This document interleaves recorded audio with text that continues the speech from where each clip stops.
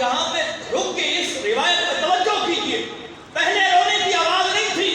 جو ہی آمنہ کے لال مسجد نبوی میں پہنچتے ہیں اس وقت رونے کی آواز آتی ہے. ارے رونے والا بھی سمجھ گیا تھا اب مجھے چپ کرانے والا آ گیا ہے. آپ روایت کو میں ذمہ دار ہوں، علماء تشریف فرما. اب دیکھیے تو صحیح، پہلے کوئی رونے کی آواز نہیں. اور حدیث کے لفظ ہے کہ ایسے رونے کی آواز جس طرح اونٹنی سے بچہ جدا ہو تو وہ جو اس کے فراق کے اندر درد بھری ہوتی ہے ایسی آواز نکل. اب صحابہ کرام رضوان اللہ تعالی علیہم اجمعین آس پاس دیکھ رہے ہیں کہ رونے والا کون ہے. آمنہ کے لال جو منبر پہ تشریف فرما ہوئے تھے وہاں سے اترتے ہیں، مسجد نبوی کے کونے میں تشریف لے جاتے ہیں.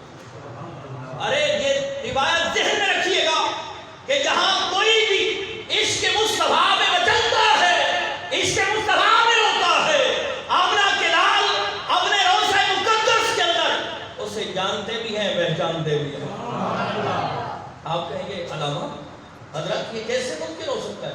میں سامنے آپ کے نبی علیہ السلام کی صحیح حدیث رکھ دیتا ہوں کہ نبی کریم علیہ السلام نے فرمایا یہ جو حجر اسود ہے، جو کوئی اسے بوسہ دیتا ہے اور جو اسے استلام کرتا ہے، اسلام علماء تشریف فرمائے.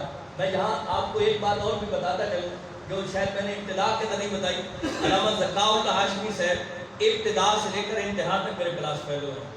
ذرا بولیے سبحان اللہ. میرے کلاس فیلو ہیں، ہم نے اکٹھا پڑھا ہے. قبلہ شاہ صاحب رحمہ اللہ کا یہ جو فیض ہے نا یہ آپ ہی کے علاقے کا فیض ہے.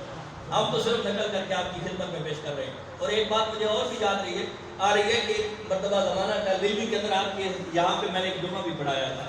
ذرا بولیے سبحان اللہ. یہ فیض آپ کے علاقے کا ہے، ہم تو یہاں سے لے کے گئے ہیں اور آپ کی بارگاہ میں پھر واپس پیش کر رہے ہیں. تو دیکھیے نبی کریم علیہ السلام نے فرمایا کہ یہ جو حجر اسود ہے جو اسے بوسہ دیتا ہے یہ استلام کرتا ہے.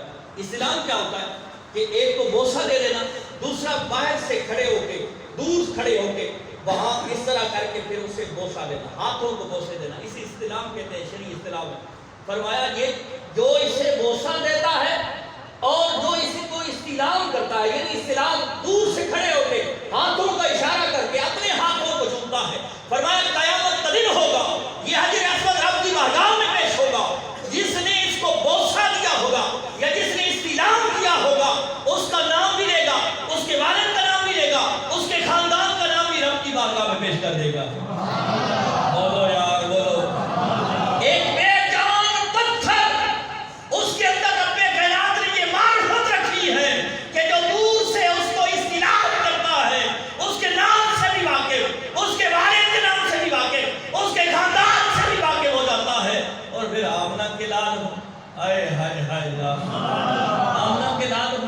آمنہ کے لال نہیں پہچانتے. یہ کیسے ممکن ہو سکتا ہے جس کے صدقے میں یہ کائنات سجی ہے.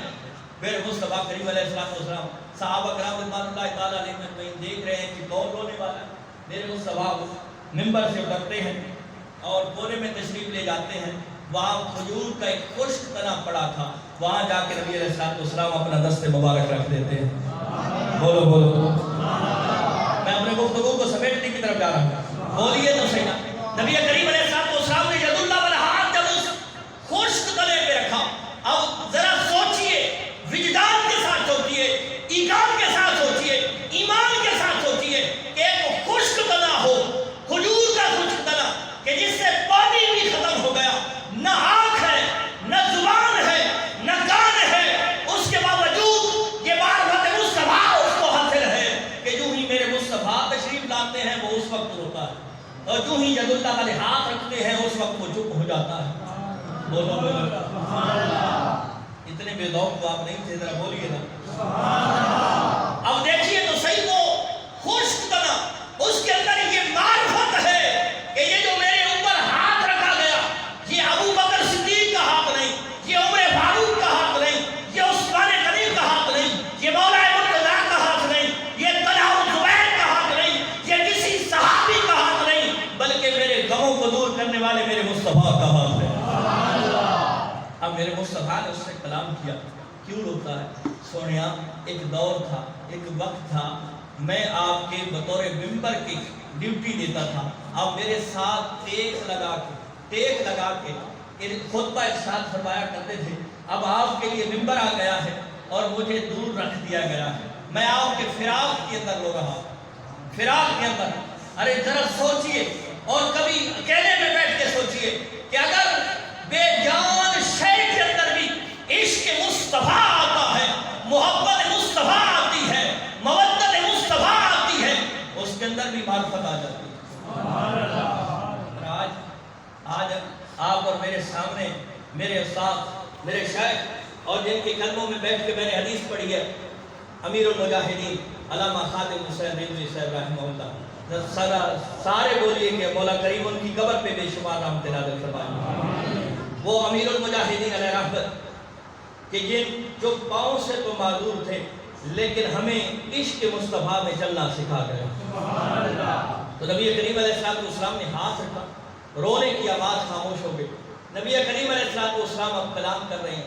اچھا, اس دنیا پہ رہنا چاہتے, دنیا پہ رہ کے لوگوں کو اپنا پھل کھلانا چاہتے ہو, سبز و شاداب ہونا چاہتے ہو, یا جنت جانا چاہتے ہو؟ ذرا بولو. یہ آپشن کون دے سکتا جسے رب کائنات نے مختار کل بنا کے بھیجا ہو, رب کائنات نے یہ اختیار دیا ہو؟ ورنہ نبی علیہ السلام فرماتے بھئی میں کیا کر سکتا؟ نہیں, رب نے جتنی بھی میرے مصطفیٰ کی شانیں ہیں یہ رب کی ادا کرتا ہے, رب کائنات نے ادا کی ہے. میرے مصطفیٰ نے فرمایا جنت جانا چاہتے ہو یا دنیا میں سبز و شاداب ہونا چاہتے ہو؟ حضور میں جنت جانا چاہتا ہوں. اب کبھی دل کے اندر عشق مصطفیٰ کی شمع روشن کر کے سوچئے گا وہ لفظ کیسے ہوں گے, وہ حرف کیسے ہوں گے کہ میرے مصطفیٰ کلام بھی کر رہے ہیں. کسی صحابی نے کوئی اعتراض نہیں کیا, کوئی سوال نہیں کیا, کوئی شک و شبہ پیدا نہیں کیا کہ سونیا یہ خشک بنا ہے, اس سے آواز کیسے آ گئی؟ ارے وہ جانتے تھے کہ یہ وہ شخصیت ہے, وہ ذات ہے جسے رب کائنات نے سراپا موجودہ بنا کے بھیجا. نبی کریم علیہ السلام نے پوچھا, فرمایا یہاں دنیا پہ رہنا چاہتے ہو یا جنت جانا چاہتے ہو؟ حضور میں جنت جانا چاہتا ہوں, میں جنت جانا چاہتا ہوں. نبی کریم علیہ السلام جہاں تشریف فرما تھے, فرمایا اسی جگہ پہ زمین کو کھودا گیا, زمین کو کھودا گیا, اس خشک تنے کو وہاں پہ دفن کیا گیا.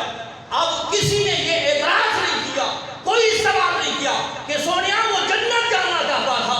ارے وہ صحابہ تھے, وہ عشق والے تھے, وہ محبت والے تھے, وہ جانتے تھے جو قدمین مصطفیٰ میں آ گیا وہ جنت پا گیا. جو قدمین مصطفیٰ میں آ گیا وہی تو جنت پا گیا. تو عزیزان محترم, میں نے دوران خطبہ جناب کی سباقوں کے نظر آیت کریمہ کی تھی, یا ایھا الناس قد جاءکم برہان من ربکم, کہ اے لوگوں تحقیق تمہارے رب کی طرف سے برہان آ گیا. برہان بمانا معجزہ, برہان بمانا دلیل. معجزہ کسے کہتے ہیں؟ جہاں علم بھی جواب دے جاتا ہے, عقل بھی دنگ اور حیران رہ جاتی ہے. خرق کی عادت جو نبی کے ہاتھ پہ ظاہر ہو اسے معجزہ کہتے ہیں. اور میرے مصطفیٰ کے معجزہ, آپ کتابیں اٹھائیں, آپ کی اور میری زندگی ختم ہو سکتی ہے لیکن پڑھتے پڑھتے میرے مصطفیٰ کے معجزے ختم ہو. جہاں سائنس ترقی کرتے کرتے وہاں ایک اخیر ہوتی ہے جب وہ کہتے ہیں کہ ہمارا کمال یہ ہے کہ ہم نے یہ بنایا ہے, وہاں آمنہ کے لال کا معجزہ نظر آتا ہے. تو دیدان محترم و محتشم, میں پھر آخر میں دعا گو بھی ہوں اور مبارکباد بھی پیش کرتا ہوں بزرگوار نور محمد صاحب کو اور ان کے بیٹے ڈاکٹر محمد صغیر صاحب کو اور محمد ادریس صاحب کو, برادر محترم مولانا حافظ احمد خان صاحب کو, کہ جنہوں نے یہ خوبصورت قدم سجائی ہے. میں اور آپ مل کے بیٹھے ہیں ذکر سرکار کی.